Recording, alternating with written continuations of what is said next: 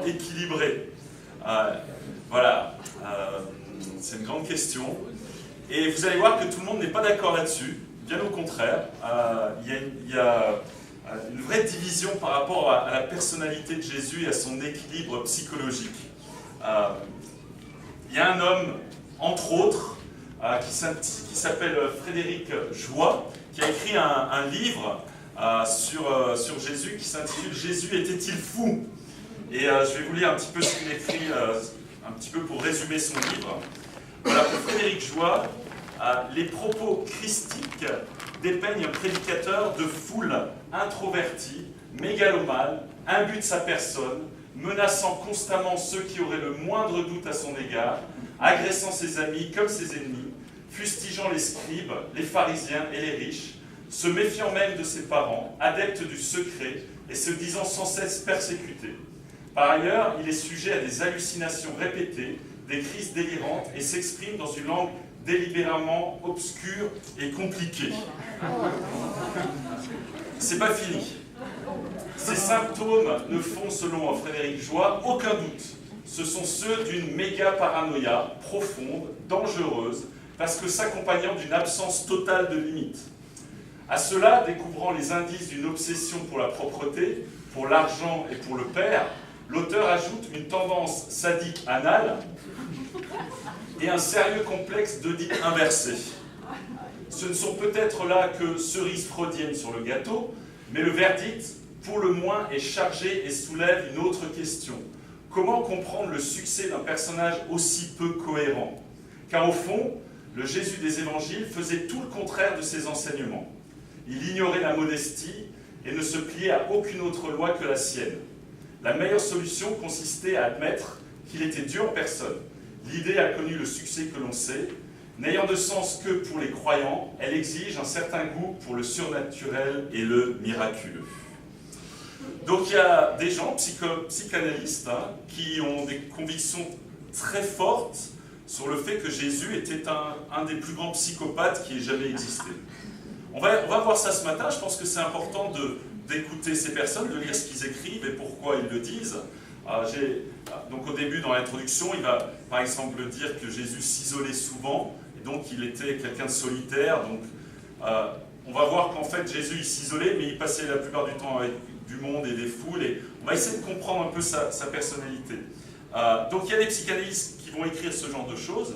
Il y en a d'autres qui sont restés très croyants tout en étant psychologues, psychanalystes. Juste pour en citer quelques-uns, Françoise Dolto, qui a beaucoup écrit sur les enfants, Jacques Lacan, Antoine Bergotte, David McAnity, ça c'est un ami, je l'ai mis parce que c'est un super psychologue et puis il est prof en psychologie, voilà. Donc il y a aussi des psychanalystes croyants, vraiment fervents dans leur foi, qui ont beaucoup contribué à la science. Donc on ne peut pas vraiment se fier à, ok, si tel psychanalyste dit ça, il a raison, puis tel autre dit tout le contraire. Je pense que c'est important de se faire notre propre opinion sur qui était Jésus. Et de la construire nous-mêmes avec notre lecture personnelle. Alors, en introduction, on doit se poser la question, qu'est-ce que ça veut dire être psychologiquement équilibré? Y a-t-il des réponses dans la salle? Richard? Non, excuse-moi. Mauvais exemple. Que veut dire? En fait, c'est une question vaste. Et ça comprend plusieurs aspects. Et ce matin, on ne va pas pouvoir faire un travail de thèse, mais on va essayer de regarder plusieurs aspects parce que en psychologie, il y a l'aspect des émotions.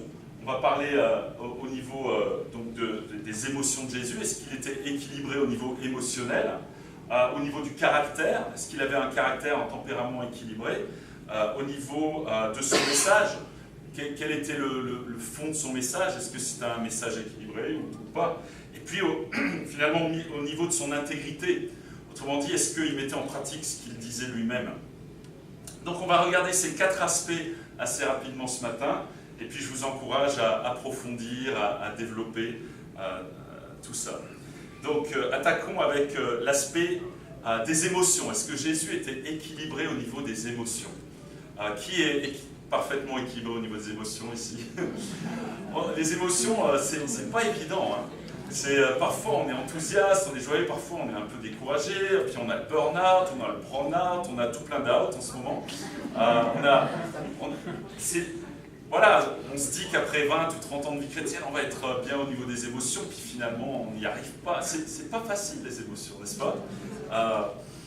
En cours de psycho, j'ai suivi 3 ans un petit peu de psychologie. On parle d'émotions mal placées. Alors, je vais juste vous donner quelques termes au niveau des émotions. Par exemple, l'émotion raquette. C'est lorsqu'on ne se donne pas le droit d'avoir peur ou d'être triste, donc, par exemple, et on se met en colère, alors qu'en fait, on devrait plutôt être triste ou avoir peur. Donc, par exemple, si en grandissant, on a des parents qui nous disent « n'aie pas peur, sois joyeux, arrête d'être triste », on peut vraiment développer un système émotionnel de type raquette. Donc, on s'interdit d'être triste ou d'avoir peur, et on le remplace par une autre émotion. Donc ça, c'est pas équilibré. L'émotion élastique, lorsqu'on refoule par exemple des peurs à chaque fois, à un moment donné, l'élastique il va péter, et tout va revenir d'un seul coup de manière démesurée. Peut-être ça vous dit quelque chose, ce genre de choses. On accumule, et puis paf, ça sort. Ok. Une autre émotion qu'on appelle les collections de timbres. Donc en fait, on accumule plusieurs émotions différentes, plusieurs sentiments différents qu'on n'exprime pas. Et on les collectionne. Et puis à la fin, on se donne le droit de faire quelque chose qu'en fait on ne devrait pas faire. C'est souvent comme ça qu'on tombe dans une addiction, parce qu'on a accumulé des émotions. Et puis maintenant je ressens tout ça, donc je vais faire ceci ou cela qui n'est pas forcément une bonne chose. Donc ça va être une prime qu'on se donne, mais ça va être une prime culpabilisante. Bref, tout ça, c'est des émotions qui ne sont pas équilibrées. Alors, on va regarder un petit peu Jésus. Équilibré émotionnellement, qu'est-ce que ça veut dire? C'est quelqu'un qui est psychologiquement équilibré émotionnellement, c'est quand il éprouve l'émotion qui convient, au moment qui convient, face à chaque situation. Donc on éprouve de la tristesse face à une situation triste. On éprouve de la colère face à de l'injustice, etc. Donc on va avoir l'émotion juste en fonction de la situation qui est en face de nous. Inversement, quelqu'un qui est déséquilibré, c'est quelqu'un qui ressent une émotion qui est mal placée. Donc il va ressentir, par exemple, face à une situation triste, il va ressentir de la méchanceté, etc. Il éprouve une mauvaise émotion au mauvais moment. Donc un exemple, on arrive à la Coupe du Monde, on peut ressentir des émotions pendant les matchs. Donc vous imaginez à la Coupe du Monde le Turkménistan qui perd contre l'Azerbaïdjan. Et le Tadjikistan, juste à côté, se réjouit de la défaite du Turkménistan. C'est quoi ça? J'aurais pu mettre Suisse, France, Portugal à la place.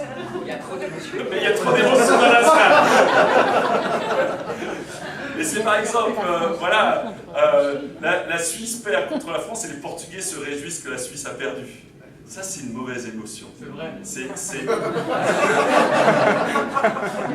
Et je vais faire une petite parenthèse. Mais moi, je trouve triste que pendant la Coupe du Monde, certains n'arrivent pas à avoir des matchs ensemble parce qu'on est tellement attachés à une équipe et on se réjouit. Arrêtez. Pensez à Jésus, vous allez voir, il était psychologiquement équilibré. Et c'est possible de rester psychologiquement équilibré pendant la Coupe du Monde. C'est possible. On peut y arriver. Donc voilà, c'est juste pour dire. Nos émotions nous entraînent à dire des choses ou à faire des choses parfois qu'on ne devrait pas. Donc posons-nous la question, comment Jésus regarderait le match France-Portugal la semaine prochaine? Non, il n'y en aura pas, mais c'est pas grave. Ok, donc vous avez compris. Excusez-moi, voilà. Il éprouve l'émotion et puis un autre aspect, il ressent l'émotion juste, mais il exprime aussi cette émotion. Le fait d'exprimer l'émotion est très important pour l'équilibre émotionnel. Donc, quelques exemples rapidement de Jésus avec ses émotions. Quand on parle de la compassion, on lit par exemple quand Jésus sortit de la barque, il vit une grande foule et fut rempli de compassion pour elle et il guérit les malades. Voilà, Jésus, il voit des gens malades, il ressent de la compassion. C'est une émotion juste face à une situation.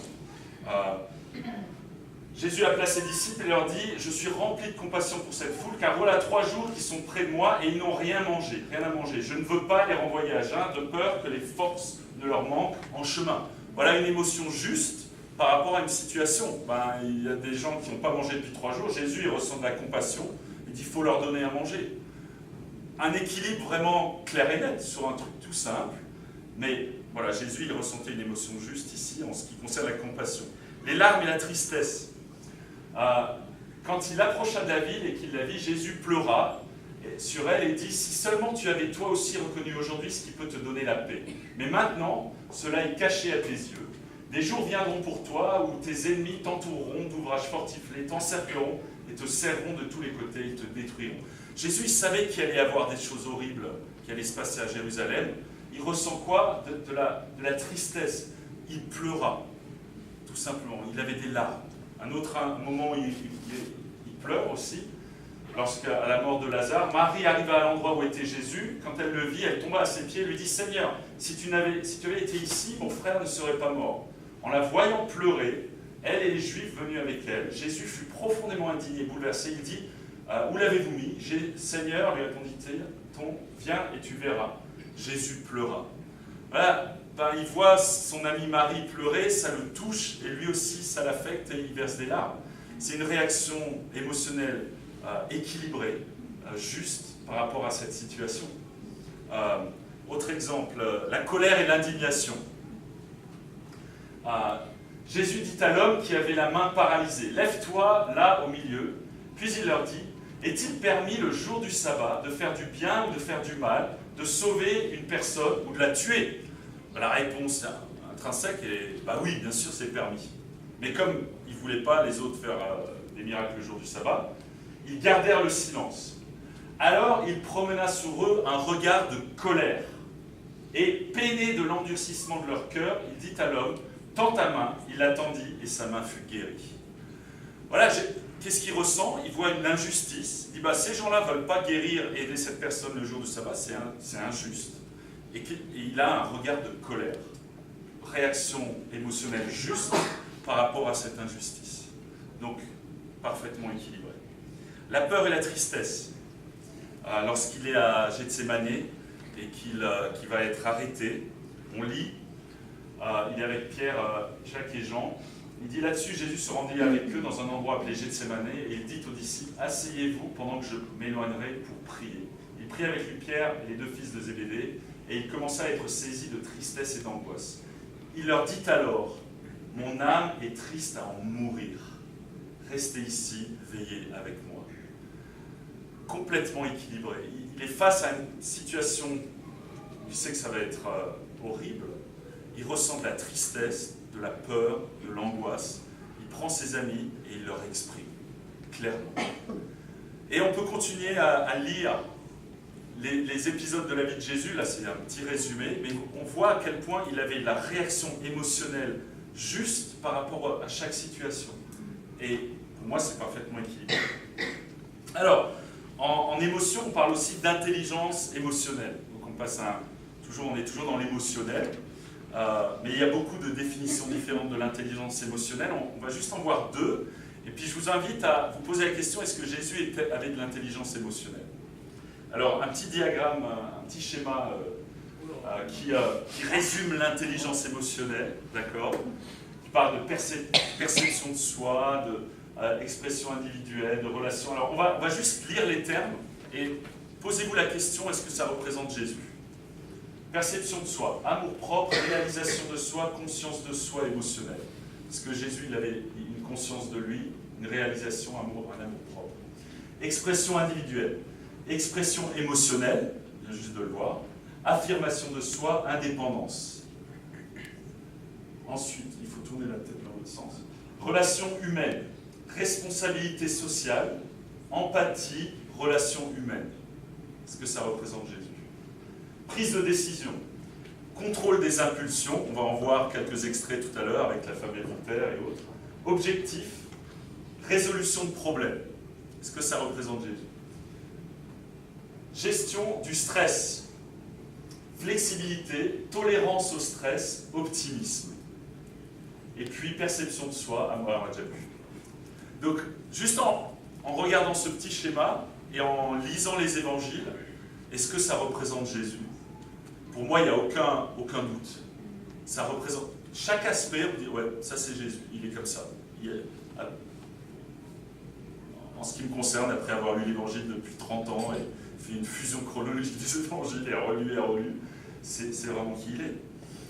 Vous pouvez l'étudier donc d'un point de vue intelligence émotionnelle. Une autre définition de l'intelligence émotionnelle, c'est l'intelligence intrapersonnelle, c'est-à-dire être capable de savoir ce qu'on ressent et pourquoi on le ressent. Par exemple, vous posez la question à quelqu'un, qu'est-ce que tu ressens? Et parfois ça arrive, je sais pas. Ça vous est déjà arrivé? Moi, je sais pas ce que je ressens, et puis on est un peu perdu dans des émotions. Donc l'intelligence intrapersonnelle, c'est pouvoir mettre les mots sur ce qu'on ressent et pouvoir s'exprimer clairement, dire voilà ce que je ressens en ce moment. Comme Jésus a fait tout à l'heure, mon âme est triste jusqu'à la mort, je suis saisi d'angoisse. Il ressentait quelque chose, il l'éprouvait clairement. La joie, il y a plein d'autres exemples comme ça. Et donc l'intelligence intrapersonnelle plus l'intelligence interpersonnelle. Donc c'est la capacité de discerner ce que l'autre ressent. Donc on est avec quelqu'un, et puis on passe du temps avec lui, et on a cette capacité de s'identifier, de ressentir la même chose, de comprendre ce qu'il ressent de manière précise. Et ça c'est très important dans les relations humaines, parce qu'on peut parfois vraiment se tromper. On peut être en face de quelqu'un qui a juste peur, et puis en fait on dit mais on voit autre chose, on voit qu'il est triste, ou on peut vraiment se tromper. Et excusez-moi, je n'ai pas mis le diagramme, voilà, je l'avais là-dessus, mais pas l'intelligence interpersonnelle. Et donc posons-nous la question, est-ce que Jésus il avait ces deux formes d'intelligence? Est-ce qu'il était capable de savoir ce que l'autre ressentait? Et si vous lisez les évangiles, vous pouvez sortir plein d'exemples. Avec ses apôtres, avec les pharisiens. Vous lisez juste l'évangile en pensant à l'intelligence intrapersonnelle et interpersonnelle, et on voit à quel point il pouvait comprendre ce que l'autre personne ressentait. Il n'allait pas écraser celui qui était déjà détruit. Par exemple avec la femme samaritaine ou avec la femme adultère. Il pouvait vraiment s'identifier. Donc, on a vu un peu l'aspect émotionnel. Est-ce que Jésus était équilibré émotionnellement? À vous de répondre. Pour moi, c'est assez clair. Il n'y a pas de doute. J'aimerais bien être aussi équilibré que lui. Si seulement je pouvais, ce serait génial. On va parler un peu du caractère. Donc, est-ce que Jésus était équilibré psychologiquement? Il faut aussi parler des traits de caractère.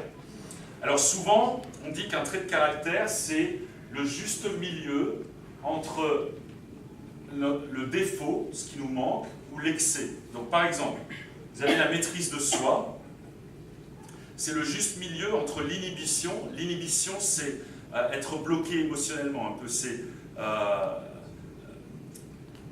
avoir une perte de réaction et d'initiative, on est un peu éteint. Et la désinhibition, ça désigne le fait de montrer beaucoup moins de pudeur, on se lâche complètement, on a une attitude plus confiante, plus entreprenante, mais c'est un peu too much, quoi. Vous voyez ce que je veux dire? On se lâche. Donc la maîtrise de soi, c'est l'équilibre entre ces deux. Voilà, j'ai pris l'exemple d'être réaliste. C'est l'équilibre entre certains vont être négatifs sur la vie, et d'autres vont être complètement crédules et hyper positifs. Et en fait, non, réaliste, c'est entre les deux.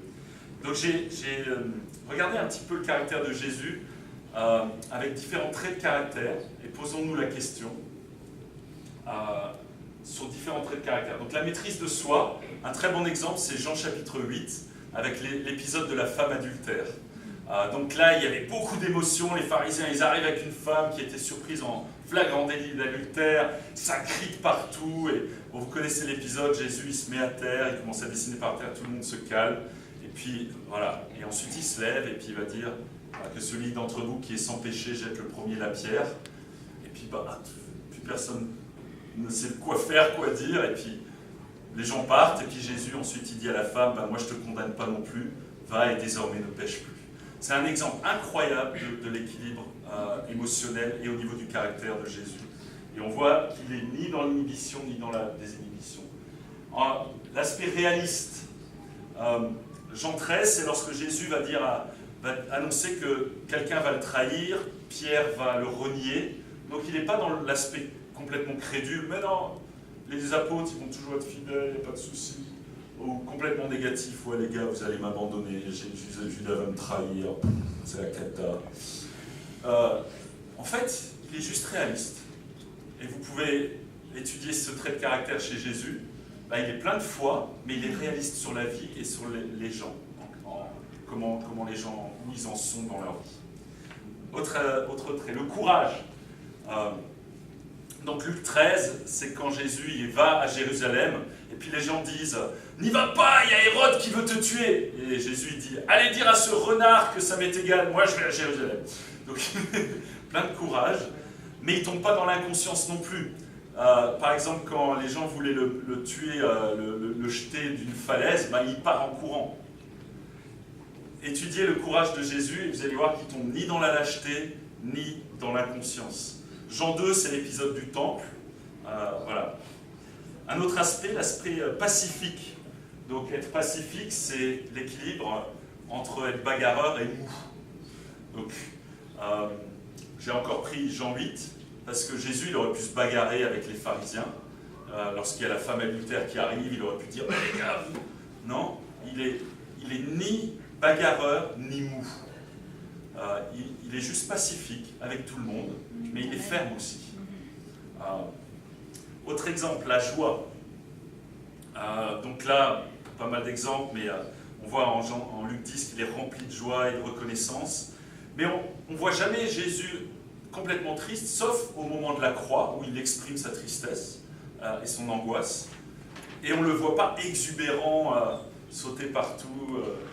Donc, une joie sereine. La droiture, encore un exemple en Jean 8, c'est le centre entre être laxiste et inflexible. Le côté inflexible, c'est la loi, on ne discute pas, toi, t'es lapidé. Laxiste, c'est mais laissez-la tranquille, la pauvre. Bon, d'accord, mais c'est la dernière fois. Hein. Jésus, il est droit, mais il est juste aussi, et il n'est pas inflexible. Vous pouvez lire pas mal d'exemples là-dessus. La compassion, donc l'équilibre entre l'insensibilité et être hyper émotif, c'est on voit quelqu'un qui souffre et on est déprimé, quoi. Jésus, pareillement, Jean 11, ok, il pleure, il a de la compassion, mais on ne le voit pas insensible. Quand par exemple en Jean 5, il voit se paralyser au bord de la piscine, il n'est pas dans l'hyper-émotion, il lui demande simplement, Jésus, au paralysé, est-ce que tu veux être guéri?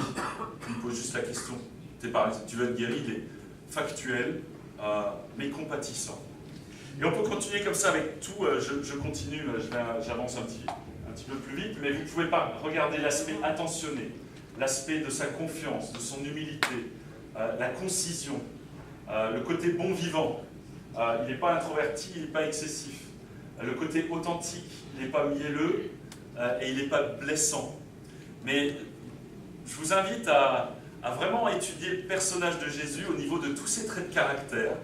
Et vous verrez qu'il ne tombe jamais ni dans l'excès ni dans le défaut. Et c'est juste incroyable. Je me suis amusé à faire la même chose. Ah oui, l'aspect engagé. Bon, on peut continuer. Hein. Vous pouvez faire une liste de traits de caractère. C'est juste impressionnant.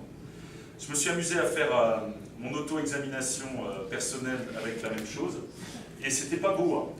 Hein. Donc moi, je vais tomber dans l'inhibition, dans la crédulité, dans la lâcheté. Je suis parfois mou, parfois triste, parfois laxiste, parfois insensible, parfois égocentrique, parfois orgueilleux, parfois fermé, parfois excessif, parfois mielleux, parfois indifférent, parfois débrouillard. C'était pas parfaitement équilibré. Et ma femme, peut-être, va corriger ce tableau, elle va mettre des chiffres à droite et à gauche. C'était l'autre que je voulais prendre. Mais si vous prenez le même tableau pour vous-même, et on a du mal à avoir du bleu que du bleu tout le temps au milieu. Bref, regardez pas ce tableau, vaut mieux regarder l'autre, celui de Jésus. Mais c'est incroyable en fait, quand on étudie sa personnalité véritablement et ses traits de caractère, au niveau de son caractère, il était parfaitement équilibré. J'en ai aucun doute. Alors au niveau de son message, On va passer au troisième aspect, l'aspect de son message. Est-ce qu'il était équilibré dans son message? On va lire juste quelques bribes comme ça de son message qui revenaient, on va dire les messages principaux. Est-ce que c'était des messages complètement dingues, complètement fous, venant d'un paranoïaque excessif comme il a été décrit au début? Lisons juste. Donc, laisse ton offrande devant l'autel, il va d'abord te réconcilier avec ton frère. Parce que c'est déséquilibré d'encourager les gens à se réconcilier. Pas trop, hein, c'est plutôt équilibré. Tout homme qui regarde une femme pour la convoiter a déjà commis adultère avec elle dans son cœur. Il était pour le mariage et que les couples restent ensemble, Jésus. Et il savait qu'à la base, il y a, la convoitise, ça peut vraiment détruire ton couple. Est-ce que c'est équilibré ou déséquilibré de faire un message comme ça? Donne à celui qui t'adresse une demande. Il exhorte à la générosité. Pour moi, c'est plutôt équilibré. Aimez vos ennemis et priez pour ceux qui vous persécutent. Alors certains vont dire, oh ça c'est déséquilibré, c'est pas possible. Mais essaye.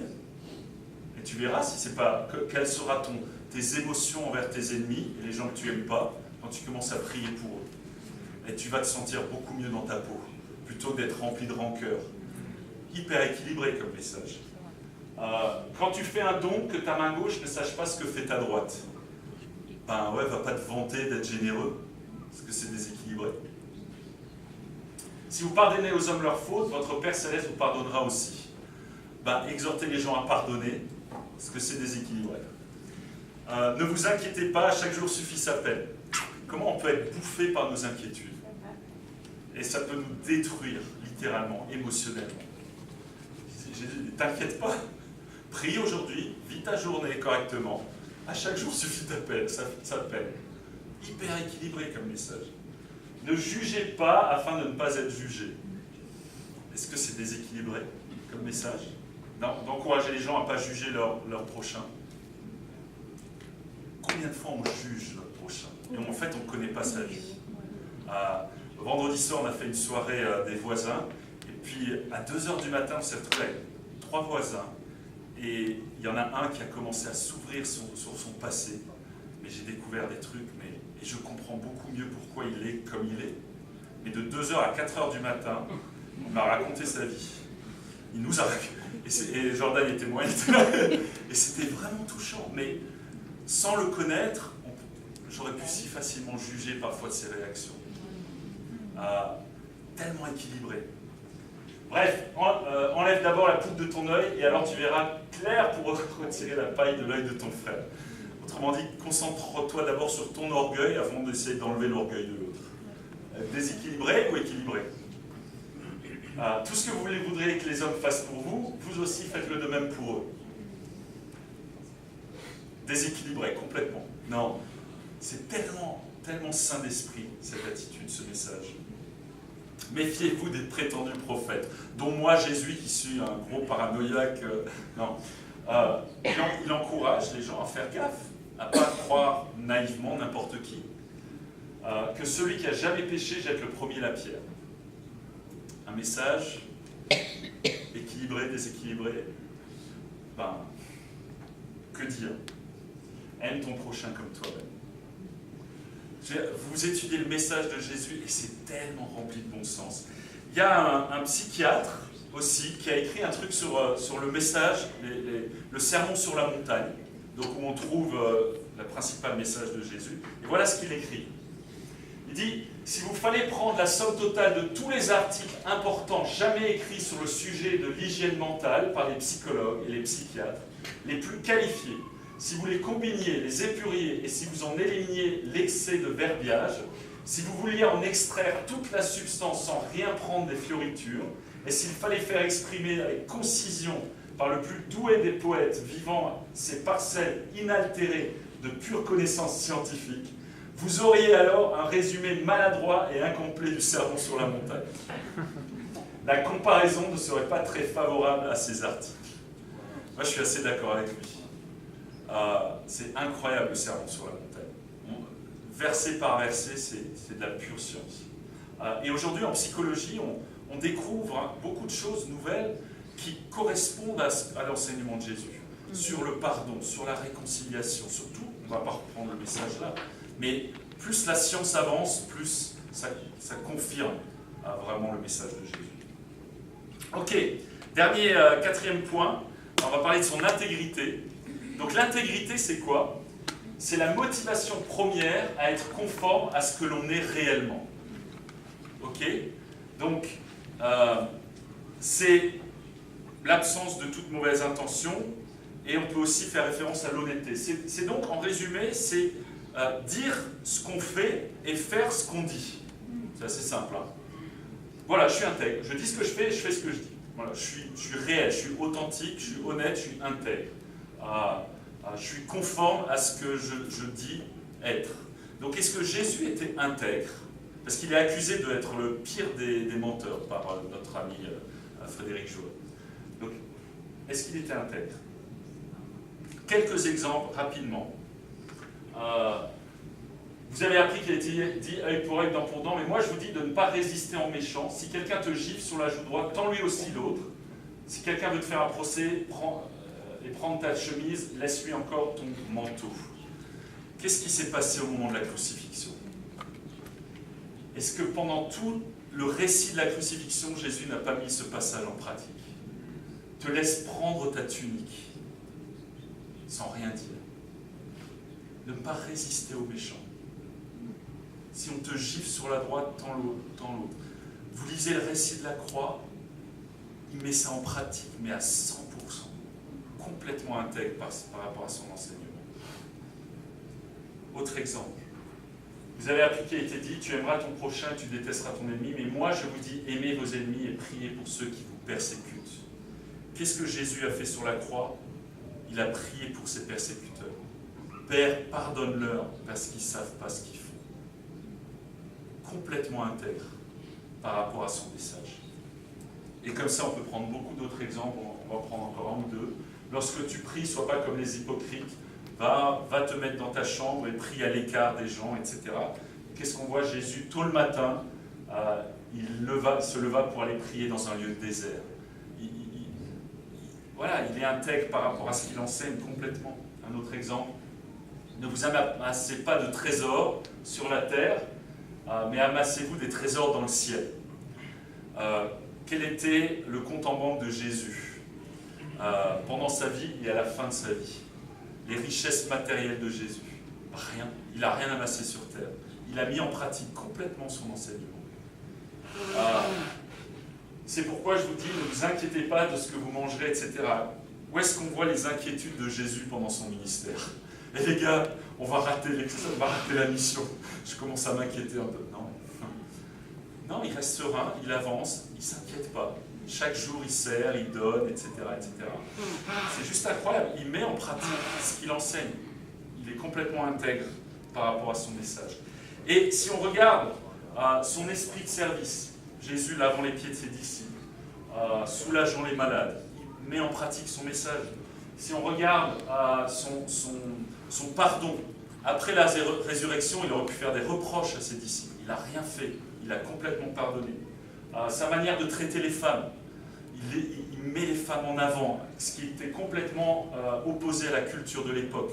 Quand il discute avec la femme samaritaine, les apôtres, ils viennent, ils disent, mais qu'est-ce que tu fais à causer avec une femme? Jésus, il ne répond même pas. Non. Son attitude avec les femmes est juste incroyable par rapport à la culture de l'époque. Son message et son attitude d'amour permanent. Il n'arrête pas pendant 3 ans, non-stop. Et puis, son style de leadership, comment il dirige les apôtres et tout ça, toujours par l'exemple personnel et par la motivation au niveau du cœur. Un excellent livre que vous pouvez lire là-dessus, c'est sur le leadership de Jésus, ça s'appelle The Servant. Son style de leadership exceptionnel. Donc, conclusion, on est allé assez vite, mais on a vu quand même 4 aspects, émotionnel, caractère, trait de caractère, etc. Son intégrité, son message. À vous de faire le travail par vous-même.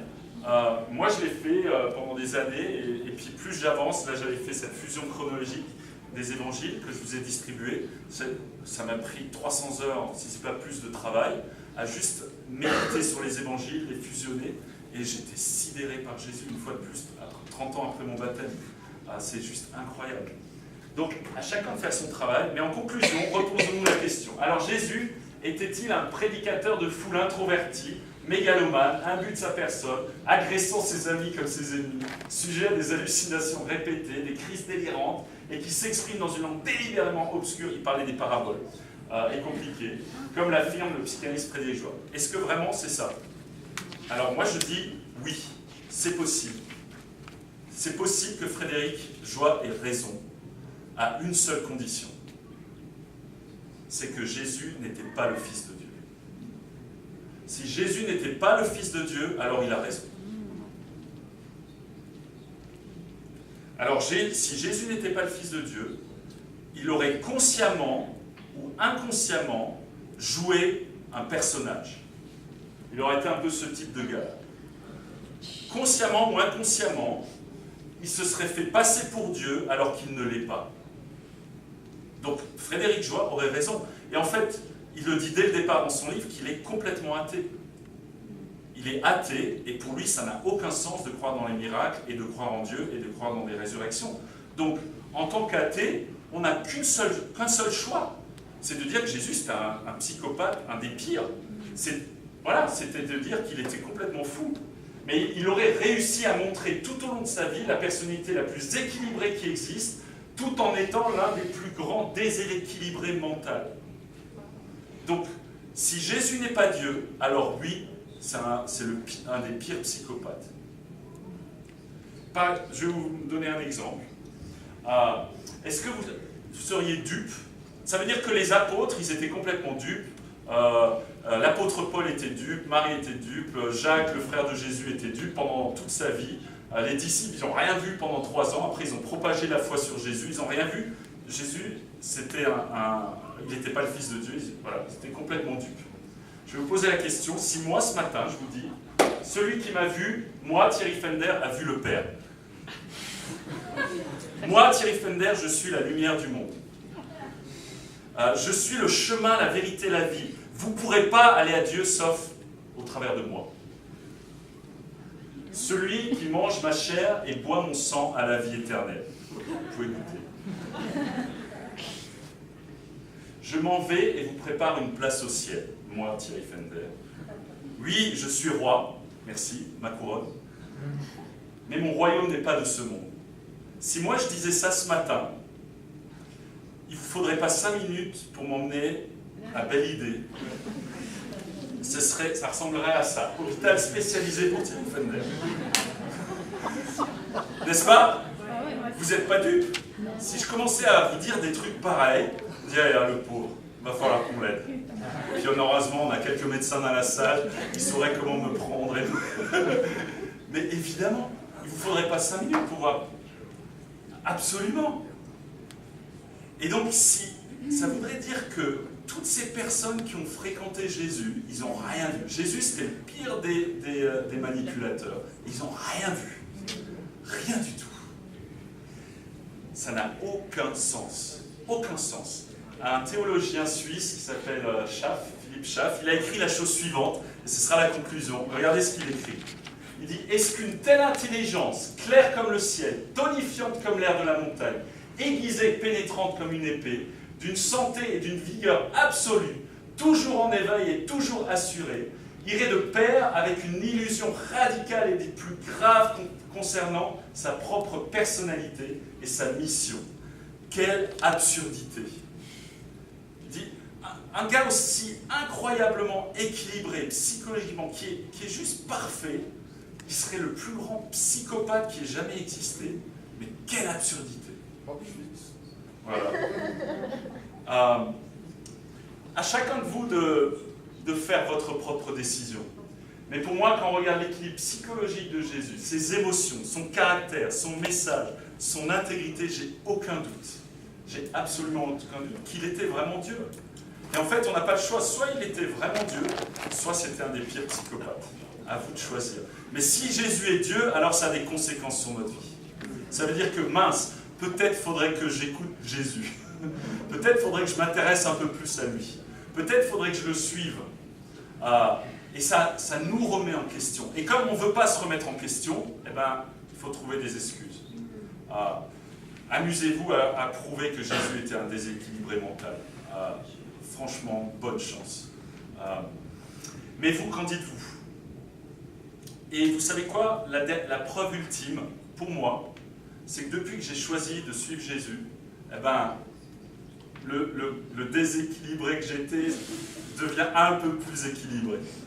Et pour moi, c'est ça la preuve ultime, c'est que quand on suit Jésus, eh ben, émotionnellement, au niveau du caractère, au niveau psychologique, eh ben, on se rééquilibre un petit peu plus.